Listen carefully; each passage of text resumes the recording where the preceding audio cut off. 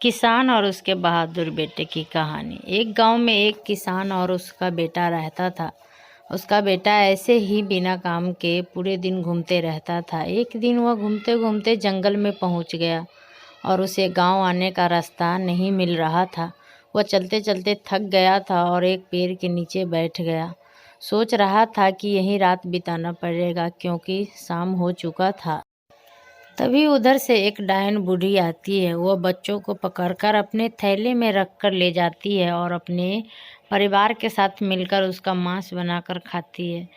चलते चलते अचानक उस बूढ़ी को किसान का बेटा बैठा हुआ दिखा। उसने उससे पूछा, बेटा तुम कौन हो और यहाँ क्यों बैठे हो?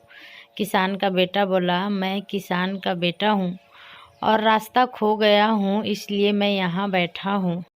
मुझे गांव जाने का रास्ता नहीं मिल रहा है। तभी बूढ़ी बोली, बेटा मैं तेरे गांव का रास्ता देखा हूँ, मेरे साथ चल, मैं तुझे तेरे घर छोड़ दूंगा।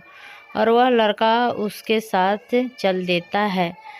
थोड़ी दूर जाने के बाद वह डायन बूढ़ी उस लड़के को थैले में पकड़कर रख लेती है और चलते चलते उसे प्यास लग जाता है। तब वह चारों तरफ देखती है, कोई वहाँ नहीं है, तो नीचे रखकर थैला वह पानी पीने चली जाती है।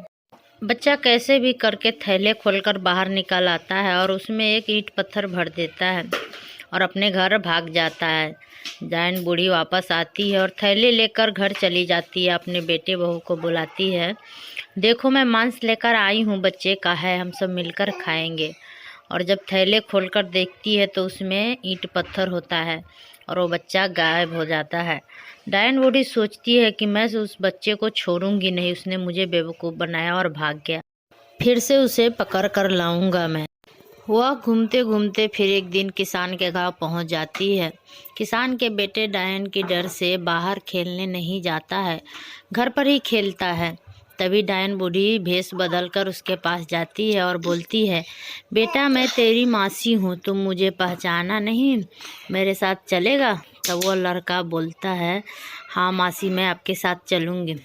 और वह जाने के लिए तैयार हो जाता है। थोड़ी दूर जाने के बाद फिर उसे वह डायन बूढ़ी पकड़कर झोले में रख लेता है और अपने घर चला जाता है।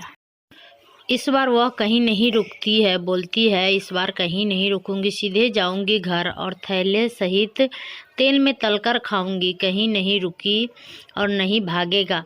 और वह सीधे अपने घर लेकर जाती है और देखता है उसके घर पर कोई नहीं होता है, तो उसे घर में रखकर दरवाज़ा बंद करके चला जाता है। लेकिन उस बूढ़ी का पोता घर में ही सोए रहता है।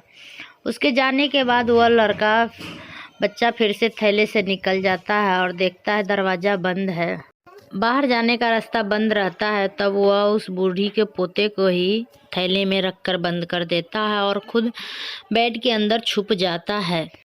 उसके बाद वह बूढ़ी आती है और अपने बहू के साथ फिर उस बच्चे को थैले सहित ही तेल में डाल देती है। बच्चा रोते रहता है लेकिन नहीं छोड़ता और इस तरह वह बहादुर बच्चा चतुराई से छूट जाता है और वह बूढ़ी अपने पोतों को ही तेल में तल देती है।